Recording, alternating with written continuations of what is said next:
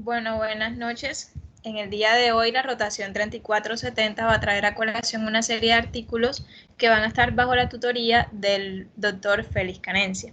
Principalmente, mi nombre es María Camila Carmona. En el día de hoy traje un artículo llamado Índices de shock y shock modificado en el puerperio inmediato. Fue hecho en el país de Colombia, específicamente en la ciudad de Cartagena, en el 2019 específicamente.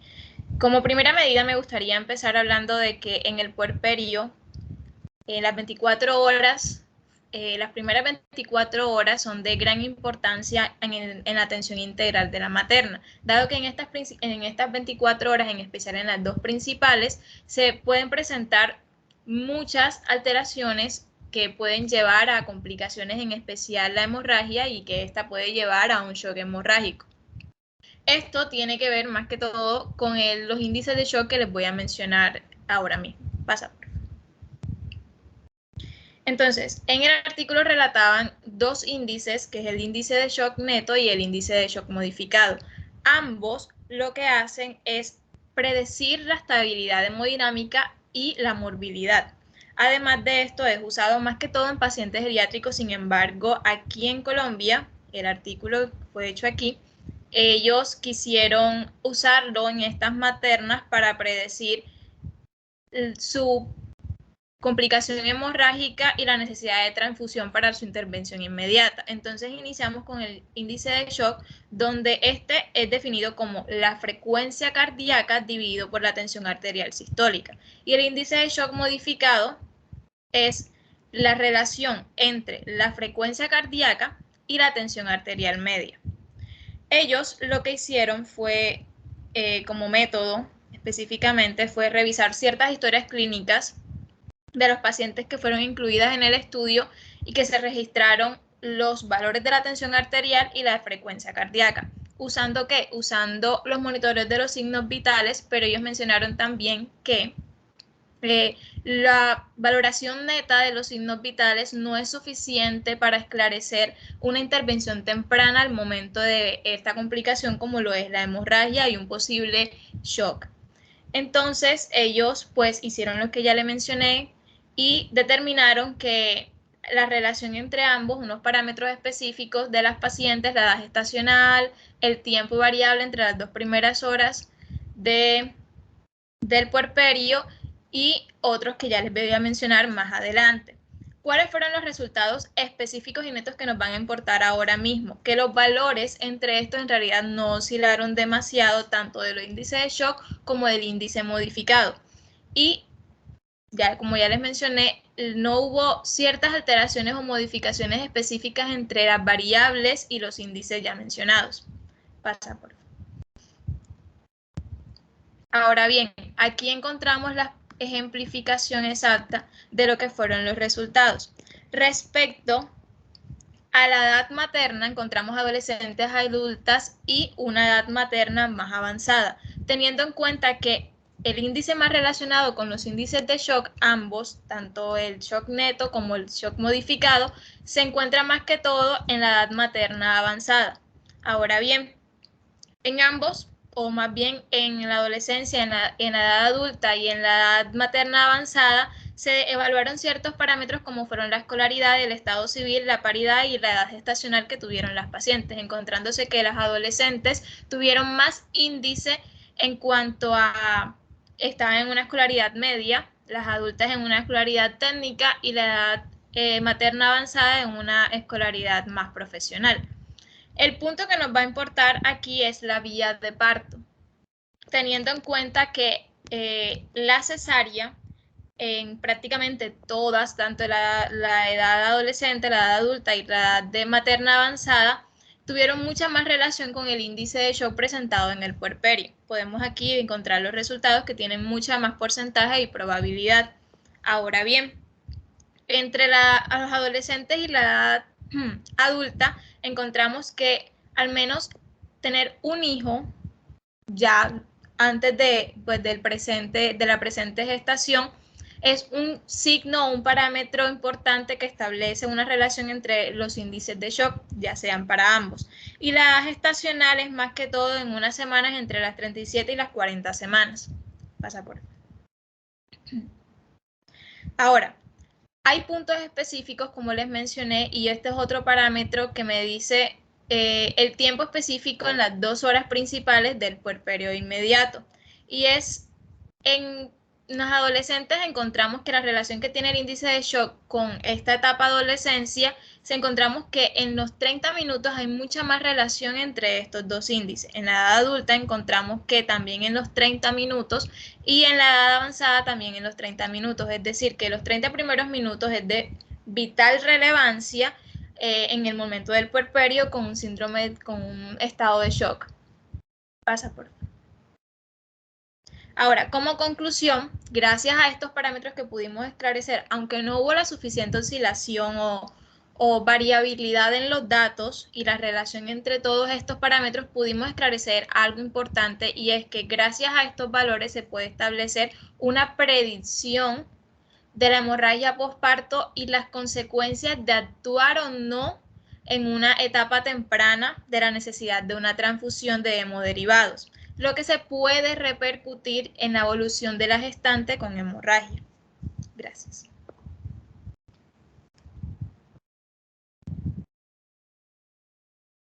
Bueno, buenas tardes.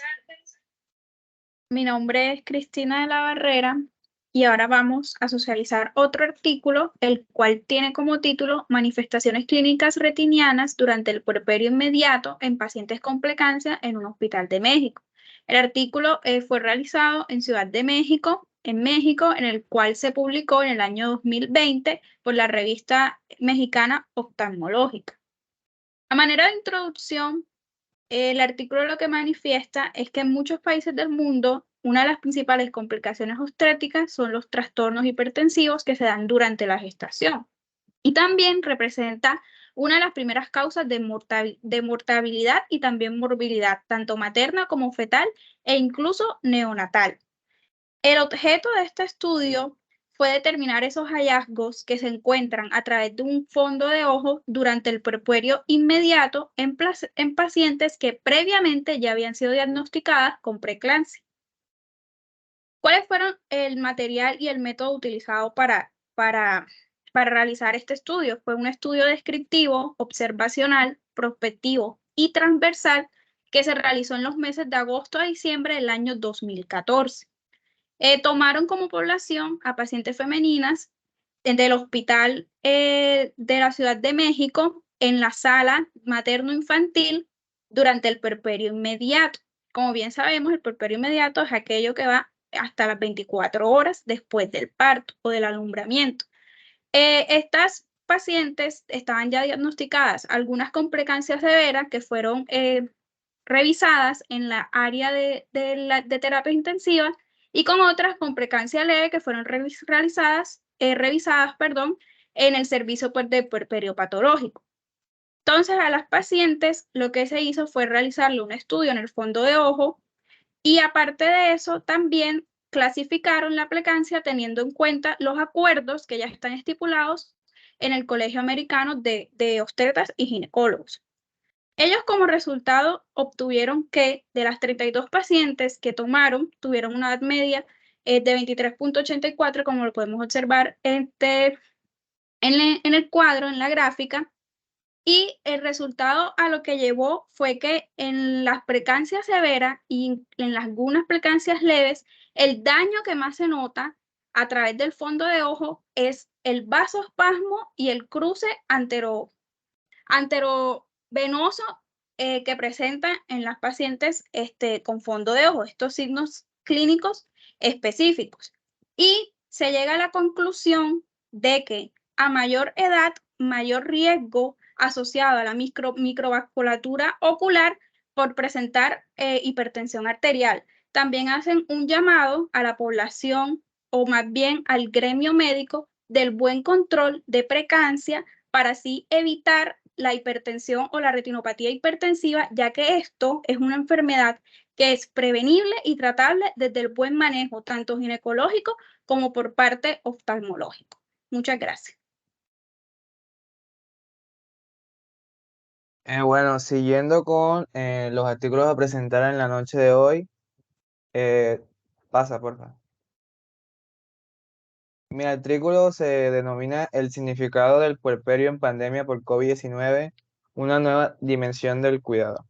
Tenemos entonces que este estudio fue realizado aquí en Colombia, específicamente en la Universidad de Magdalena. Tenemos que este artículo lo que busca es básicamente mirar a través de una teoría que ahora más adelante le voy a explicar, cómo el conocimiento cultural y social que pasan, en este caso, lo que es madres o hijas, tías o abuelas que ya fueron madres, hacia las nuevas mujeres puérperas que van a hacer o se convierten luego de su respectivo embarazo. Pasa. Bueno, tenemos entonces que la problemática del estudio, como les venía diciendo ahorita, se planteó que con la llegada del COVID, si digamos que este traspaso de conocimiento que se da por lo general de generación en generación, si con la llegada del COVID, pues este conocimiento tuvo barreras, y si tuvo barreras, ¿cómo las mujeres traspasaron esta barrera para poder seguir transmitiendo dicho conocimiento? Como les venía diciendo, la teoría en la que se basa el estudio es la teoría de Madeline Liner, que es básicamente la que decía que la enfermería y sus cuidados asistenciales también tenía influencia del conocimiento que se adquiere tanto cultural y socialmente y que se transmite de generación en generación. Tenemos entonces que este es un estudio de tipo o investigación cualitativa. Pasa. Tenemos entonces en cuanto a la población de estudio, tenemos dos tipos de informantes. Tenemos los informantes claves, que eran aquellos informantes o mujeres puérperas que también se tuvieron criterios de inclusión en los cuales no fueron tan rigurosos, pero en lo que encontramos que tenían que tener entre 0 y 42 días de por parto y que quisieran participar en el estudio luego de conocer los objetivos de este. Entonces dieron 8 puérperas entre los 20 y los 26 años de edad. También teníamos entonces informantes generales que fueron, digamos, los acompañantes de las informantes clave, que incluyeron a cuatro informantes generales, 2 madres y 2 suegras en edades entre 42 y 67 años. Otro dato también a tener en cuenta es que tenemos entonces que entre las informantes clave, 6 ya tenían experiencia previa y solamente 2 eran primíparas. Pasa. Entonces la metodología del estudio es, primero, que se realizó a través de una entrevista etnográfica.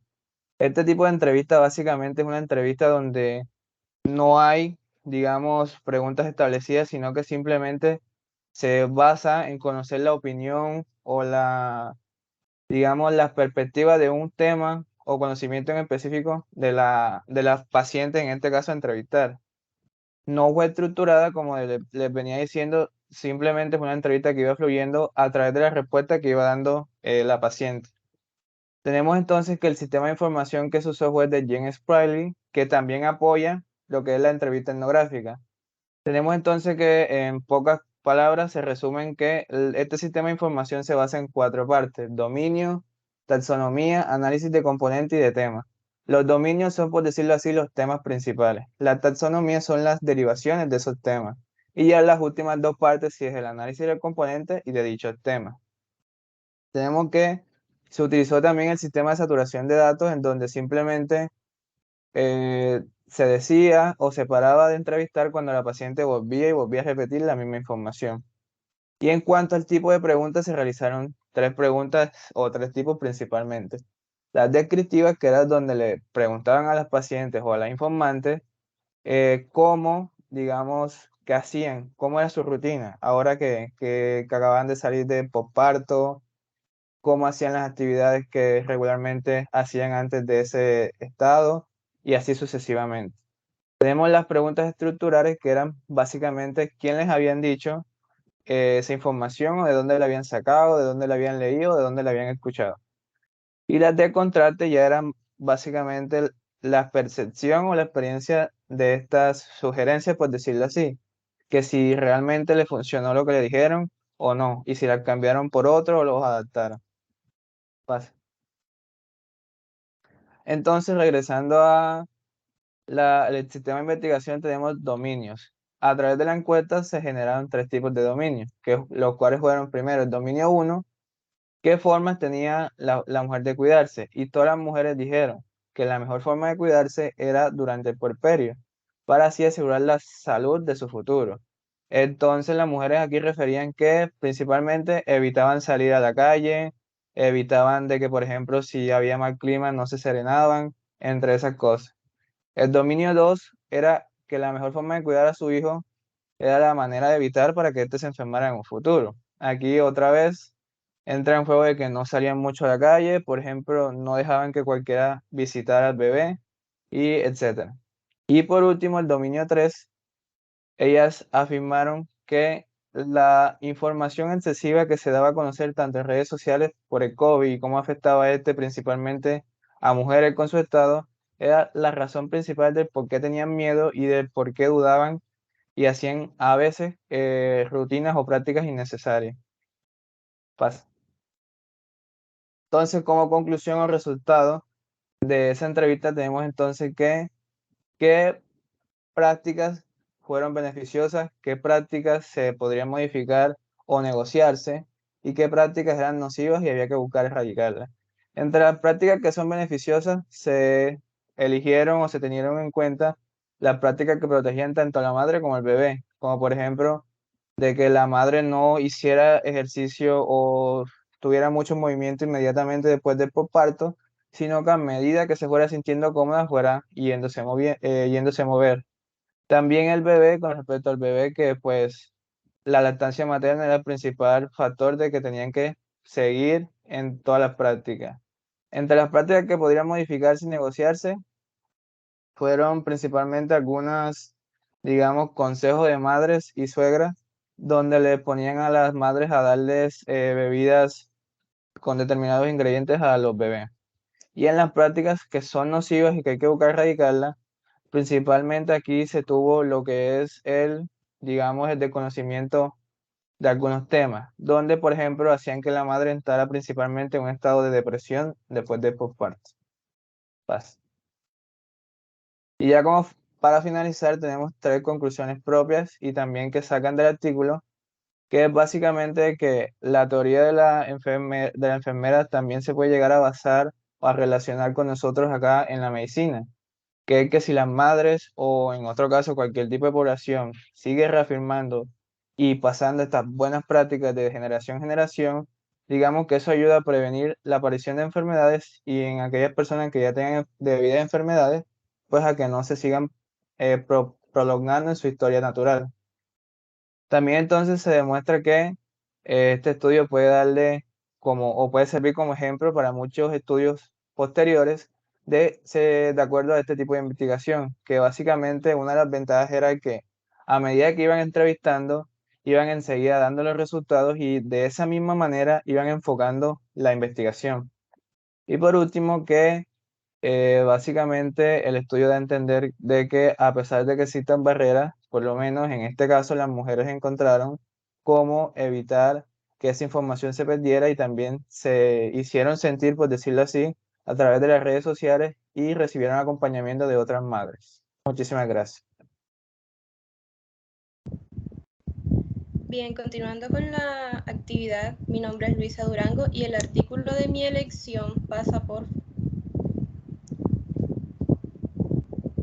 tiene como título, Contexto de las hemorragias en el puerperio inmediato y fue realizado en Ecuador y publicado en el año 2019. Este empieza en su introducción citando a la OMS con la siguiente definición sobre la hemorragia posparto, donde nos dice que se trata de la pérdida de sangre de 500 mililitros o más en un periodo de 24 horas posterior al parto. Esto en un parto normal y en un parto por cesárea puede alcanzar los 1000 cc y que en este último se dan con mucha más frecuencia. Siguiente diapositiva.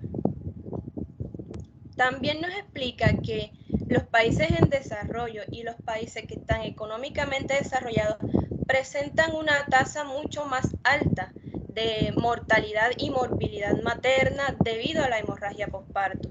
Aproximadamente 14 millones de mujeres sufren hemorragia posparto anualmente y a nivel mundial ocurren cada año 529.000 muertes relacionadas con el embarazo. La hemorragia posparto contribuye con un 25 a un 30% de estas muertes en los países en desarrollo. Y en consecuencia, la hemorragia severa es la causa principal de la mortalidad materna en el mundo, según este artículo. Pasa, por favor. Bueno, como causas más frecuentes de hemorragia posparto nos describe que se encuentra la atonía uterina, los traumas o las laceraciones, la retención de restos placentarios y también las alteraciones en la coagulación.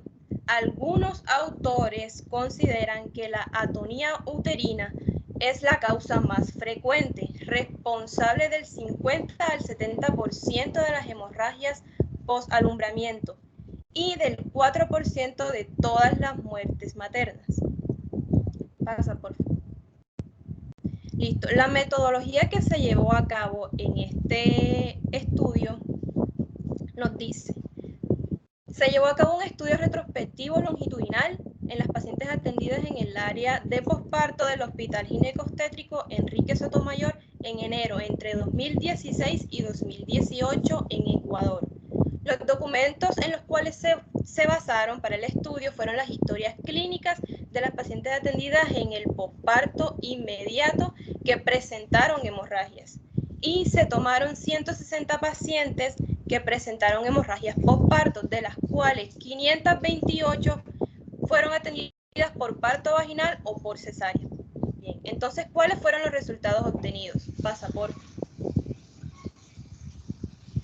Dentro de las causas maternas, en la figura 1, nos presentan: atonía uterina se presentó en 40 pacientes, el desgarro del suelo pélvico se presentó en 78 pacientes y la retención de tejido placentario se presentó en 42 pacientes, teniendo como mayor porcentaje el desgarro del suelo pélvico con un 48.75% como causa de hemorragia posparto inmediata.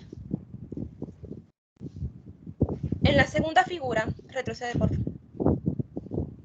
En la figura 2 tenemos los efectos colaterales en pacientes con desgarro del suelo pélvico. Un 65% no presentó hematomas en las paredes del suelo pélvico, mientras que un 35% sí lo presentó. Pasa, por favor. Los resultados por retención de restos placentarios se presentaron sin complicaciones secundarias en un 55%, mientras que con acretismo un 20% de pacientes y con coagulopatías se presentó un 25% de estas pacientes. Sobre los factores de riesgo, para concluir, de la hemorragia posparto, mencionan los autores de este artículo que la causa, de artículos externos, que la causa más frecuente de la hemorragia posparto es la atonía uterina, siendo responsable del 50 al 70% de las hemorragias del alumbramiento. Sin embargo, en los resultados que tuvieron los autores en este artículo, fue el desgarro del suelo pélvico con un 48.75% la mayor causa de atonía, de hemorragia posparto, sobre un 25% de casos de hemorragia posparto sobre atonía uterina. Listo, gracias. Bueno, como quinto artículo, pues mi nombre es Manuel Enrique Echenique Cordero y pues yo lo que escogí fue la depresión postparto. Este artículo se llama Postpartum Depression, Risks and Factors, fue realizado en la ciudad de Valencia, en el país pues de Venezuela, y aquí pues el artículo nos da como que una especie pues de abreboca de lo que sería la depresión postparto en las mujeres, y nos hacen muchas énfasis en lo que es la vida de ellas. Y nos hacen como que un relato como que la vida de la mujer hay muchas transiciones, y entre ellas una de las más importantes o las tres más importantes que se podrían decir son el embarazo, el parto y lo que es el puerperio. Y pues son tres situaciones difíciles que pues las dejan a ellas en una gran vulnerabilidad, tanto emocional, física como psicológica. Y posterior a esto, ellos pueden desarrollar pues diferentes tipos de emociones, puede ser felicidad, rabia, llanto o, como bien dicho, puede ser la depresión. Tanto así que la Organización Mundial de la Salud nos define la depresión o nos dice que la depresión es tan importante como cualquier otra patología médica y constituye la cuarta causa de discapacidad en el mundo. Además de esto, pues nos dice que la depresión postparto se puede manifestar, según el Manual de Diagnóstico y Estadística de las Enfermedades Mentales, durante el periparto hasta las 4 semanas del posparto. Pues la depresión postparto pues, es una problemática relevante como patología mental, pero no ha sido investigada muy a fondo, ni durante la gestación ni después de esta. Por lo tanto, este es un artículo importante ya que nos da como que una abrebocas acerca de cuánto es la probabilidad de que una mujer pueda sufrir una depresión postparto. Entonces ellos lo que hicieron fue tomar una población y de esta población pues tomaron una muestra. La población fue conformada por 5.836 pacientes que ingresaron al servicio de hospitalización del Hospital Materno Infantil José María Vargas en Valencia, de Venezuela, en la cual cogieron de este mismo grupo, seleccionaron una muestra de 592 pacientes, las cuales pues ellas dividieron con unos criterios de inclusión y exclusión. Los criterios de inclusión para este estudio fueron mujeres adultas a partir de los 22 años, adolescentes entre los 13 y los 21 años, y que tengan sobre todo ausencia de trastornos psiquiátricos durante el estudio, ya que estos pueden pues causar que el estudio pues tenga diferentes variables, por lo cual estas se excluyeron. Y tenemos criterios de exclusión que son los menores de 13 años y mujeres mayores de 40 años, mujeres adultas o a muy temprana edad. Y como resultado de este estudio pues tuvieron principalmente la incidencia en la depresión postparto. La población total, ya sabemos el 100%, fueron 592 mujeres, de las cuales 388 no tuvieron depresión postparto, representa 65.5%, y 204 mujeres sí tuvieron depresión postparto, el 34.46%, lo cual es una cifra muy alta. También tenemos hicieron como una asociación de depresión postparto según el grupo etario, según la edad pues de las diferentes tipos de mujeres que participaron aquí. En total, ya sabemos, fueron 592 personas. Adolescentes tuvimos a 264, las cuales 164 femeninas de estas no tuvieron y 100 de estas sí. En el caso de las adultas jóvenes entre los 21 y 30 años, 173 de estas no tuvieron y 72 de estas sí presentaron depresión postparto. Y finalmente las adultas entre los 31 y los 40 años, 51 no tuvieron depresión postparto y 32 de estas sí. También nos separaron la frecuencia de depresión postparto según si la mujer es primípara o multípara. Y concluimos que las primíparas fueron 205 en total y las multíparas fueron 387 en total. De las primíparas, las cuales de esas 205, 132 no tuvieron depresión postparto y 73 sí. Y en el caso de las multíparas, que fueron 387, 256 de estas no tuvieron depresión postparto, pero 131 de estas sí. Y finalmente nos hace una relación de la depresión postparto en adolescentes y en adultas, dependiendo de tabla izquierda, tabla derecha, y con los factores de riesgo más comunes que tienen estas. Y cuando vemos las dos tablas, vemos que principalmente una de las relaciones de depresión postparto es el desempleo. La segunda son complicaciones obstétricas durante la gestación o durante el mismo parto. También tenemos la tercera razón de depresión es el estrato social bajo. En el caso de este, pues en Venezuela, y el embarazo no deseado es uno de los más importantes y comunes. Y la bibliografía. Bueno, muy buenas noches. Mi nombre es Juan Miguel Fronda Gómez y siguiendo de la misma línea del compañero, les voy a hablar acerca de una psicosis puerperal, el reporte de un caso en la ciudad de Medellín. Siguiente, por favor. Bueno, entonces, como tal, ¿qué tenemos que tener en cuenta de este artículo? El artículo inicia mencionando la línea temporal de los trastornos psíquicos en el puerperio.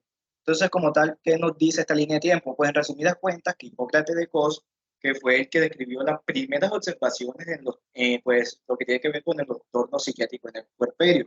Eso fue más o menos en el año 460 a.C.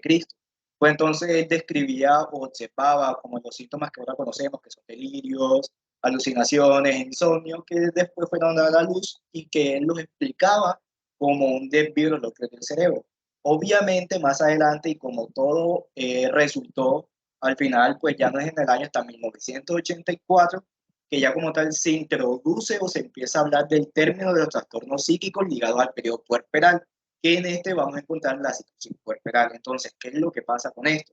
Esta psicosis puerperal, pues, sigue un patrón de una fuerte psicosis, sí, una fuerte crisis, una crisis psicótica. Entonces, tiene un gran polimorfismo clínico. ¿A qué me hago referencia con eso? Primero, que tiene una gran sintomatología afectiva, es decir, que tiene que ver en torno al comportamiento de la madre y más que todo hacia su relación con el hijo. Y también va a representar una urgencia psiquiátrica. ¿Por qué razón? Porque puede correr el riesgo tanto del suicidio de la madre, del infanticidio, por lo que debe ser diagnosticada y tratada oportunamente. Entonces, esta psicosis por parto pues se presenta de 1 a 2 casos por cada 1000 partos atendidos, es decir, es extremadamente raro. Obviamente va a existir una fase prodrómica, que obviamente que son los síntomas que vienen antes de esta crisis psicótica, pues que puede incluir trastornos del sueño, puede incluir insomnio, problemas de comportamiento, un distanciamiento, ideas de confianza, ideas de persecución, entre otros. Entonces, la metodología como tal que empleó este artículo, ¿cuál fue? Fue el reporte de un caso en una clínica, obviamente, del Servicio de Justicia en la ciudad de Medellín, en el país de Colombia. Obviamente se realizó una revisión sistemática de la literatura relevante. ¿Para qué razón? Para el tratamiento oportuno de esta paciente. Y obviamente se utilizó la guía que para describir toda la metodología de este proyecto. Y por último también se le explicó a la paciente firmó el consentimiento informado para todo esto. Siguiente, por favor. Obviamente, debido a la extensión del caso clínico, traté en la medida de lo posible como de traer a colación los datos más importantes, que los dividí primero en los datos ginecológicos.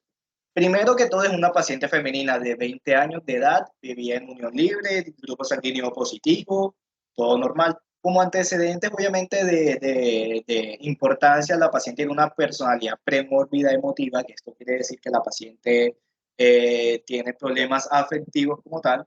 También es primigestante, como lo vemos en la diapositiva, de 39 más primeras semanas de embarazo, dada por una ecografía. Todo su perfil infeccioso para VIH, hepatitis, etcétera, todo salió negativo. Entonces, ¿qué es lo importante? La paciente llega obviamente a un trabajo de parto en una fase latente y va a progresar, pues obviamente en pocas horas a la fase activa. Se hospitaliza, se hace su monitorización, todo bien. Entonces, se va a iniciar la oxitocina, se iniciaron 30 centímetros cúbicos y la paciente se evidenció con unos trastornos hipertensivos asociados al embarazo de tipo ¿qué? Preeclampsia.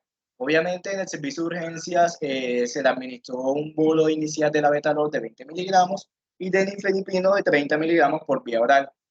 Las presiones arteriales llegaron hasta lo normal. La paciente presentó un parto distóxico, por lo que fue necesario realizar una cesárea urgente. ¿Qué pasó? Que durante el procedimiento la paciente presentó un código rojo, empezó a sangrar.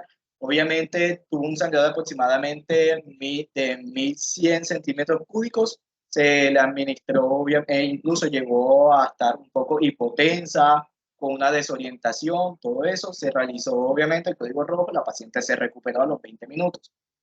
Siguiente, pues.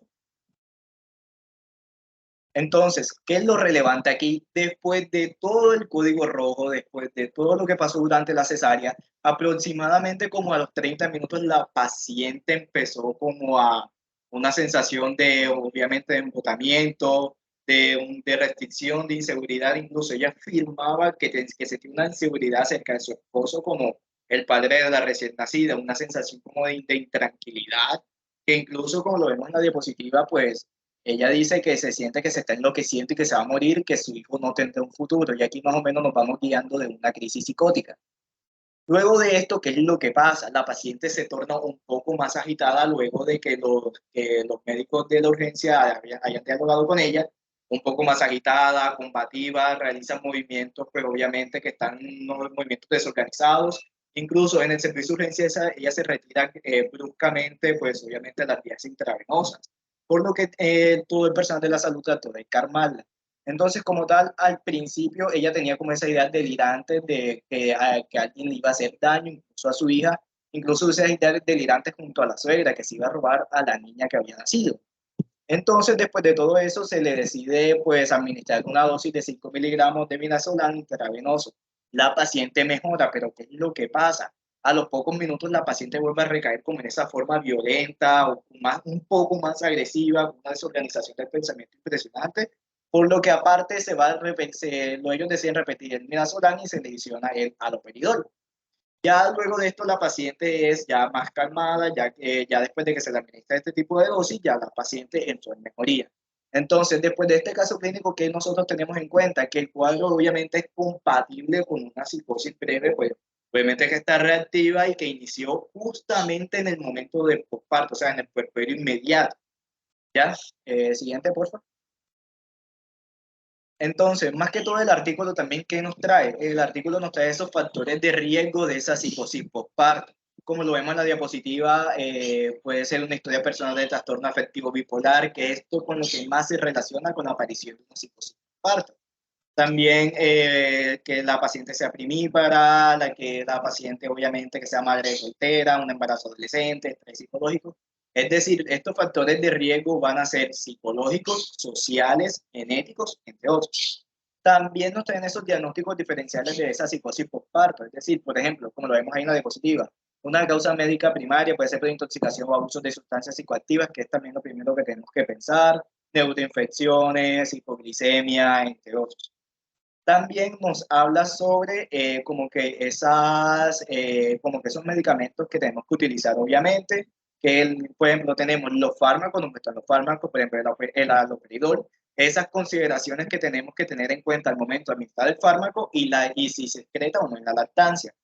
Entonces, como tal que nos dice el artículo, que hay varias teorías acerca de esta aparición de esta psicosis puerperal, pero una de las más aceptadas, ¿cuál es? Se basa en ese cambio abrupto de los niveles hormonales de la madre al momento del parto.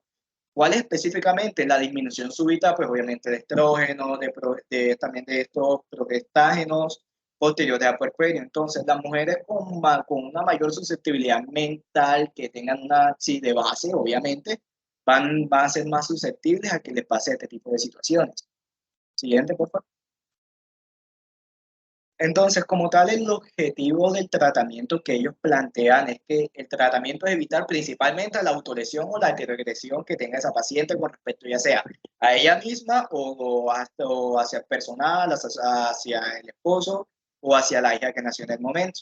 Lo ideal, ¿cuál es? Establecer un tratamiento controlador, obviamente ideal que sea monoterapia y que tenga menos interacciones con respecto a la lactancia y que tenga mayor adherencia. Entonces, como manera de conclusión, ¿qué nos deja el artículo? Que obviamente la psicosis postparto es una complicación poco frecuente, pero también es poco diagnosticada en el momento del puerperio inmediato. Obviamente va a consistir en múltiples manifestaciones clínicas, psiquiátricas, puede ir desde estas alteraciones neurovegetativas hasta alteraciones psicóticas y afectivas. Entonces, nosotros como personal de la salud no debemos ser apáticos a esta situación como tal y debemos generar mucha más conciencia con respecto a esta psicosis, que podíamos salvarle tanto a la vida de la madre como al niño que acaba de nacer. Muchas gracias. Bueno, siguiendo por la misma línea, mi presentación de artículos, mi nombre es Juliana García Álvarez, siguiente. Bueno, el día de hoy les voy a hablar sobre el síndrome de encefalopatía posterior reversible que está asociado al síndrome de Hell durante el puerperio inmediato. Este artículo fue publicado el 12 de febrero del 2022 por la Asociación Colombiana de Medicina Crítica y de Cuidados Intensivos.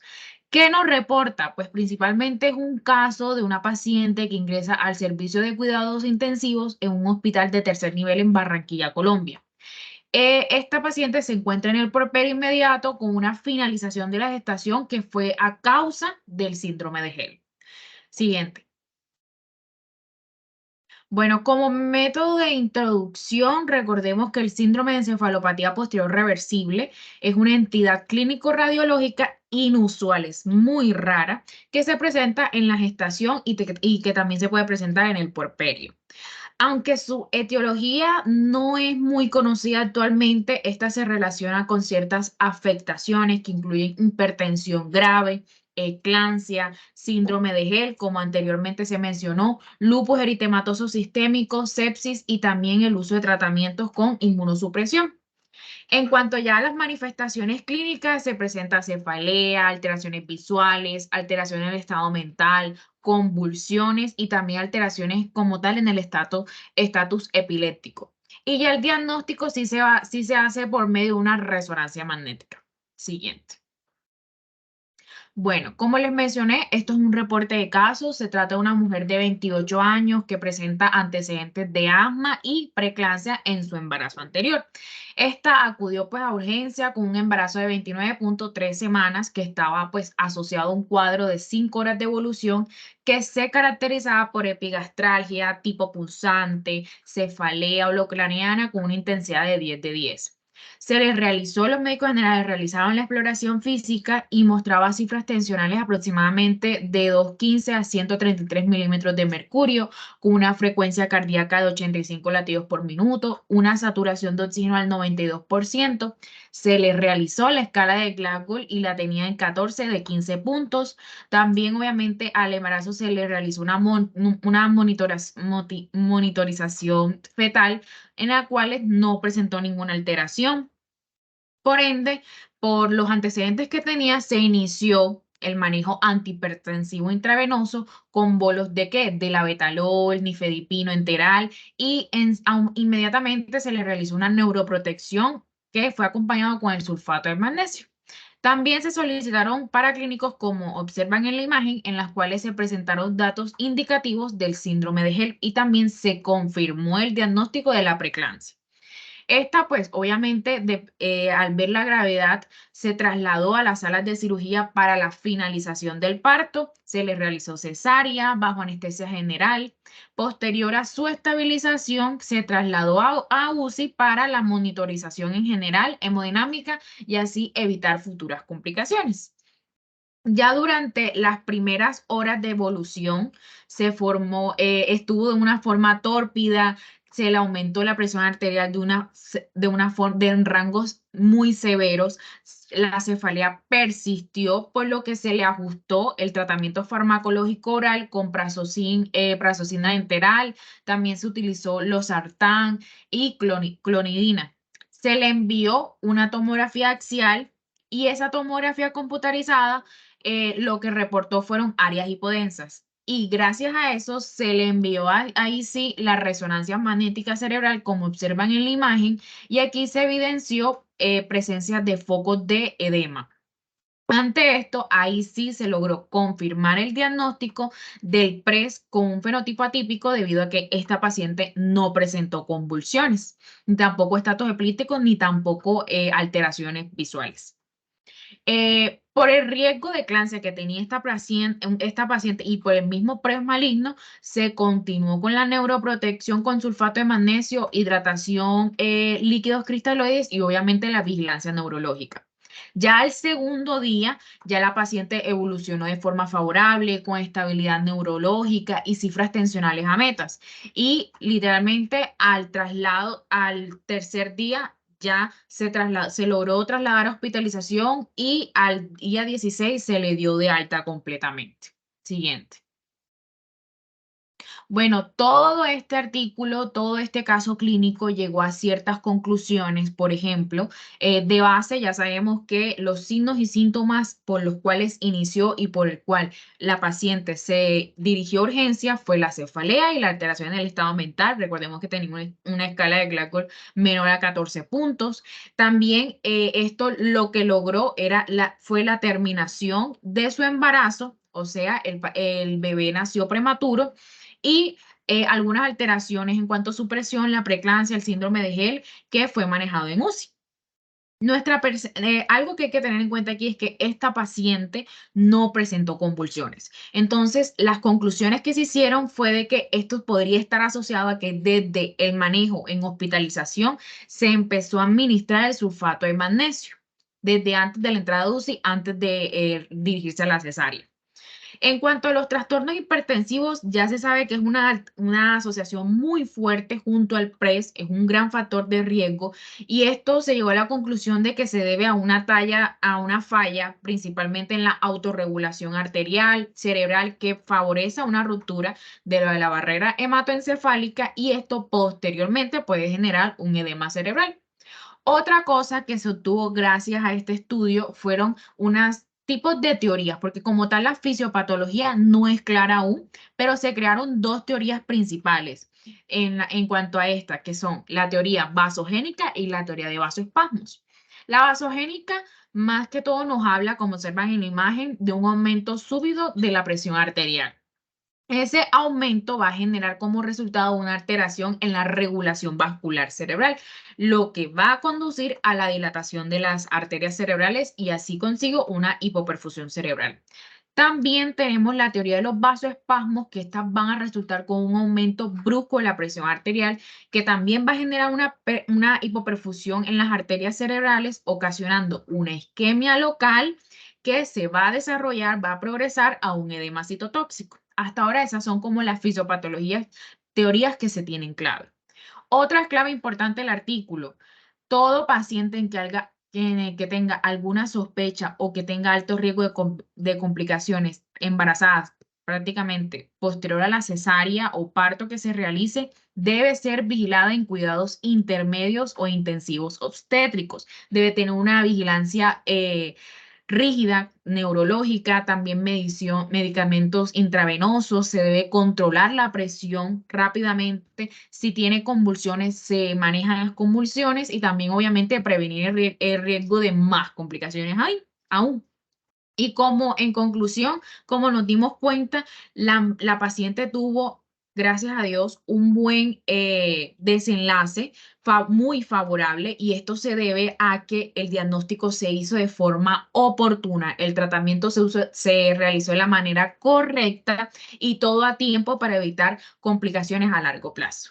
Muchas gracias. Bueno, buenas noches. Mi nombre es Juliana Andrea González Jiménez y la presentación de mi artículo es la siguiente. Bueno, el título es Complicaciones perianales en el puerperio y factores de riesgos asociados.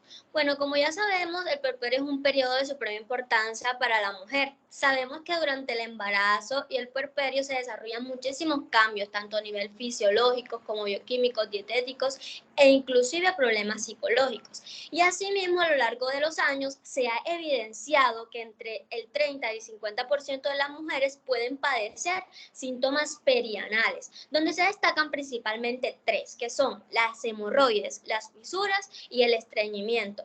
Pero a pesar de esa alta prevalencia de estos síntomas, no se han hecho o realizado estudios que profundicen pues este tema. Por lo tanto, en este artículo se profundiza mediante un estudio prospectivo observacional de cortes que estos problemas perianales son muy comunes en la etapa del posparto y que también pueden cambiar obviamente el estilo y la calidad de vida de quienes padezcan estas complicaciones. Entonces, este artículo fue publicado el 23 de junio del 2023 en la revista Time, donde también participó la Sociedad Brasilera de Coloproctología. Entonces, ¿quiénes estuvieron involucrados o quiénes fueron los autores intelectuales? Un cirujano general residente y el conjunto de departamento de cirugía general, que es la Facultad de Medicina del Gobierno. Este estudio, ¿dónde se desarrolló? Se desarrolló en la India, específicamente en una ciudad. Bueno, entonces, siguiente diapositiva, por favor. Entonces, en la metodología de este estudio se basa básicamente en que se inscribieron 902 mujeres y el estudio duró de 2 a 5 años, ¿sí? Estas 202 mujeres que se inscribieron dieron la luz en las mismas instalaciones de esta institución, a donde a cada mujer se le proporciona una hoja explicando todo sobre el estudio y les hicieron firmar un formulario o un consentimiento informado donde les explicaran todo el proceso. Asimismo, cuando las pacientes ya empezaban a presentar molestias perianales en cualquier momento del puerperio, se les consideraba enseguida como pacientes como casos positivos, ¿sí? Y se les realizaba su respectivo seguimiento. ¿Y cómo? Se les realizaba primero un examen clínico completo, luego un examen perrectal y un examen proctoscópico. Luego se les realizaba un seguimiento a estos pacientes telefónicamente. ¿Para qué? Para descartar regresiones de problemas posteriores al manejo. Entonces también utilizaron herramientas digitales como por ejemplo para llenar los datos y todos los análisis respectivos, como softwares actualizados o también las herramientas como Microsoft Excel. Entonces, los resultados de este estudio indican que la prevalencia total de problemas perianales en el puerperio fue del 36.3%. ¿Entre quiénes? Entre los 902 sujetos evaluados o las mujeres evaluadas.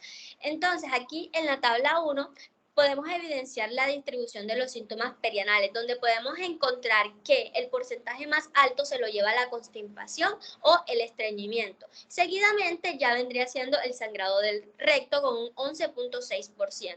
Y así sucesivamente tenemos el dolor en la región perianal y el prurito perianal. Entonces, también los problemas perianales más comunes encontrados en este estudio fueron los siguientes, son los que tenemos en la tabla número 2, que es esta que tenemos a nuestra derecha, donde tenemos hemorroides, fisuras, episotomía perianal por infecciones, desgarros perianales, donde la más encontrada o la que tiene un porcentaje más alto son las fisuras anales, con un porcentaje del 20.5%. Y seguidamente la presentación o los problemas perianales más frecuentes fueron las hemorroides, con un porcentaje del 12.2%, que equivalen a 110 pacientes. Siguiente diapositiva.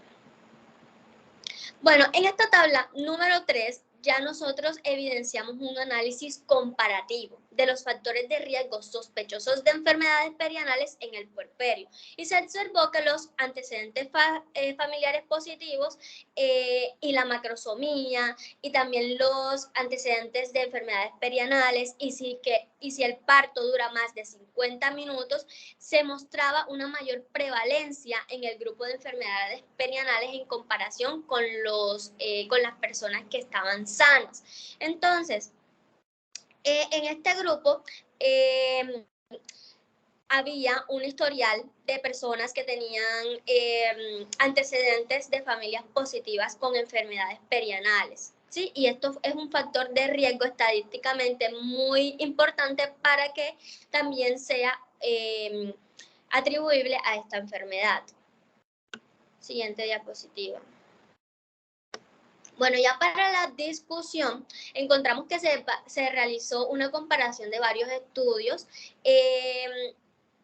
realizados anteriormente por otras sociedades. Entonces, en la constipación o estreñimiento se encontraron que en este estudio estuvieron presentes 218 pacientes.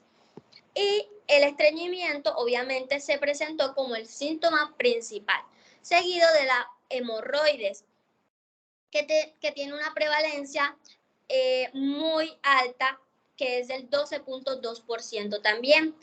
Y por último, la fisura, que tuvo una prevalencia del 20.5%. Entonces, asimismo, en el análisis comparativo entre los grupos de pacientes con problemas perianales y los grupos sin estos problemas, se encontraron varias asociaciones significativas. Como ya lo había dicho anteriormente, la macrosomía, los antecedentes familiares positivos, se observó una mayor incidencia de hemorroides en mujeres multíparas en comparación de las que eran primíparas, ¿sí? Y algunas pacientes que tenían antecedentes de enfermedades perianales tenían más probabilidades de desarrollar hemorroides y fisuras durante el puerperio. Entonces, en resumen, bueno, siguiente diapositiva. En resumen o en conclusión, el estudio concluye que el estreñimiento, las hemorroides y las fisuras anales son los problemas perianales más comunes durante el puerperio.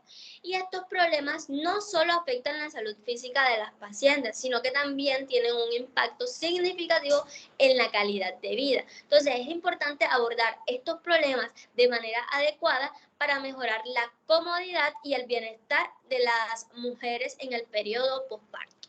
Muchas gracias. Bueno, mi nombre es Elian Lara y pues seguiremos con la línea de presentación de los artículos. En este caso, pues mi artículo trata pues de hipertensión arterial pulmonar presentada en el puerperio, un reporte de un caso clínico. Los autores fueron Jan Bento, Buenrostro Valdillo y Macías Amezcua. Fue publicado el 9 de septiembre de 2019 en la Unidad de Cuidados Intensivos del Hospital de la Mujer en Puebla, México. Siguiente. Bueno, en cuanto a la introducción, pues hay que destacar unos puntos importantes. Primero, pues definir obviamente la patología que se va a presentar en este caso, que es la hipertensión pulmonar. Y esta pues se define como una presión de la arteria pulmonar media mayor o igual a 25 milímetros de mercurio en reposo o cuando el paciente se encuentra en actividad física mayor o igual a 30 milímetros de mercurio. Entonces, pues, esta se caracteriza por ser una enfermedad crónica y progresiva, pues, en donde se afecta la vasculatura pulmonar capilar. Es decir, al aumentar la presión de la arteria pulmonar, este intercambio gaseoso no se va a dar de manera adecuada. Por lo tanto, se van a presentar unos déficits que les voy a comentar más adelante. Esta patología es muy infrecuente que se presente tanto en las mujeres embarazadas como las mujeres en etapa puerperal. Según el caso clínico, se reportan de 2 a 3 casos de hipertensión pulmonar por cada 1.000.000 de habitantes. Y esto pues nos indica de que es una enfermedad compleja, una enfermedad grave, progresiva y de alta letalidad. Siguiente diapositiva. Entonces, en cuanto al caso clínico, tenemos una mujer de 31 años con disnea de pequeños esfuerzos que se acompaña de epigastralgia de 10 horas de evolución en el puerperio inmediato posparto vaginal eutóxico, con una presión arterial de 140-100 milímetros de mercurio, una frecuencia cardíaca de 95 latidos por minuto, una frecuencia respiratoria de 32 por minuto, una temperatura de 36 grados y una saturación de oxígeno de 53%. Se encuentra neurológicamente íntegra, marcada palidez de piel y tegumento, y hay un dato a destacar: en el pericardio se encuentran soplos sistólicos multifocales, con una adecuada mecánica ventilatoria, un murmullo vesicular audible, llenado capilar inmediato, restos de la exploración pues normal. En los exámenes de laboratorio pues destaca una transaminasemia y una trombocitopenia de 89 microlitros. Ingresó a terapia intensiva, manteniéndose con oxígeno suplementario por mascarilla facial, con bolsa de reservorio de 10 litros por minuto, con saturación entre 90 y 95%. La radiografía de tórax revela cardiomegalia, con un índice cardiotorácico de 2,4 y una congestión pareliar con abombamiento de la arteria pulmonar y doble contorno auricular. Siguiente.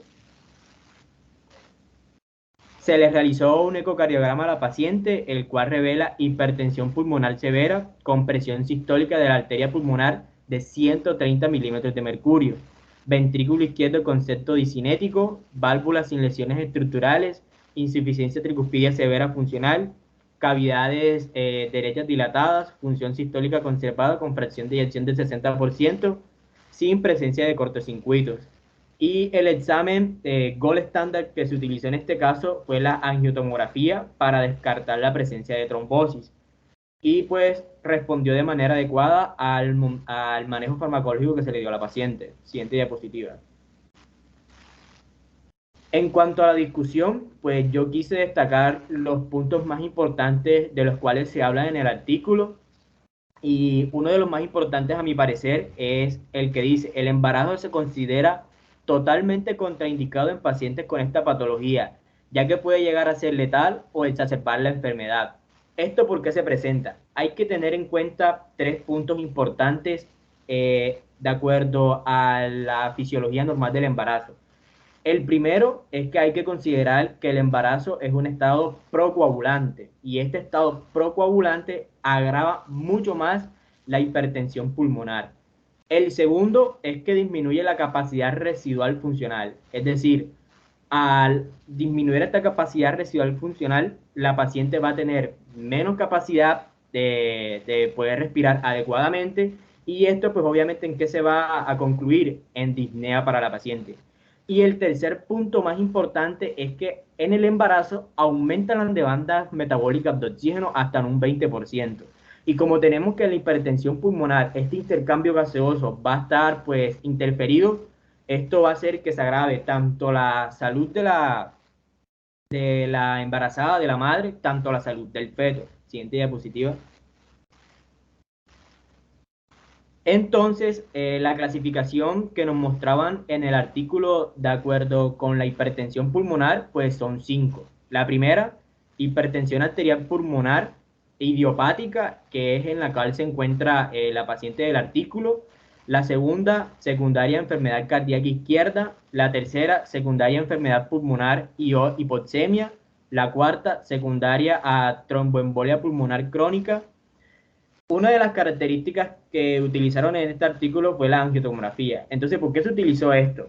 Pues, como yo les venía comentando, el embarazo es un estado procoagulante. Y uno de los factores principales que hace que se manifieste la hipertensión pulmonar es la tromboembolia pulmonar crónica. Por lo tanto, pues, ayuda diagnóstica nos ayuda pues a descartar, obviamente, esta patología de esta enfermedad.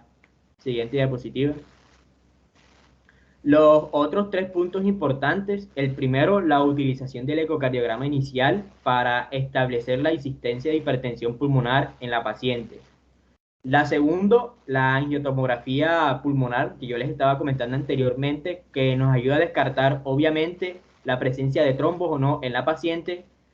Y cuarto, pues que los tratamientos que se utilizan en esta paciente, pues obviamente no van a ser curativos, sino van a ser sintomáticos, van a tratar la sintomatología de la paciente y pues obviamente alargar la esperanza de vida de esta. Y en la paciente pues se utilizaron los inhibidores de la fosfodiesterasa 5, que es el medicamento de elección para este tipo de pacientes. Siguiente.